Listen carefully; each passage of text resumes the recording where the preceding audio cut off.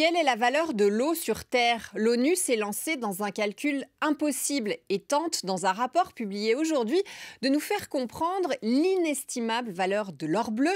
Parce que la quantité d'eau est la même sur Terre depuis 3 milliards d'années, on se dit qu'il n'y a pas péril en la demeure. Mais 97% de ces quantités sont dans les mers et les océans, donc trop salées pour répondre à nos besoins comme boire, se laver, produire des biens ou irriguer nos champs.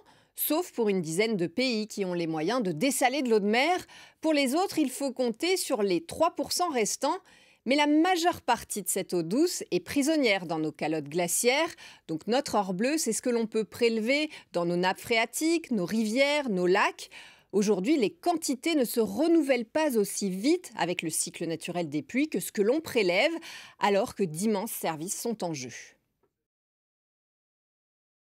Certains ont essayé de calculer cette valeur. La production agricole utilise près de 70% des prélèvements en eau, la production d'énergie 10%.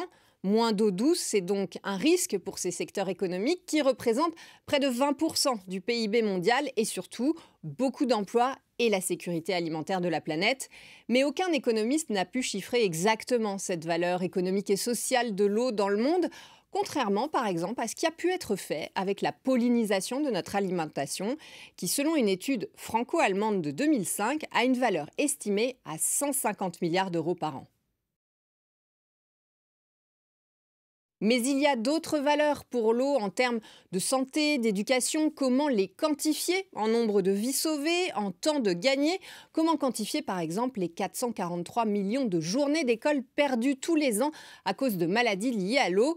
Plus compliqué encore, comment quantifier le bien-être apporté par une balade au bord d'un lac ou la valeur spirituelle d'un fleuve sacré comme le Gange? En fait, ce rapport montre que notre incapacité à connaître la valeur exacte de l'eau nous conduit à des gaspillages et à des mauvais usages. L'eau n'est pas une matière première comme les autres. L'ONU invite donc à mieux tenir compte de toutes ces valeurs lorsqu'il s'agit de calculer le rapport entre les coûts et les avantages de certains de nos projets, des barrages, de l'irrigation, l'artificialisation de zones humides. L'eau a peut-être un prix, mais il n'est pas connu à sa juste valeur.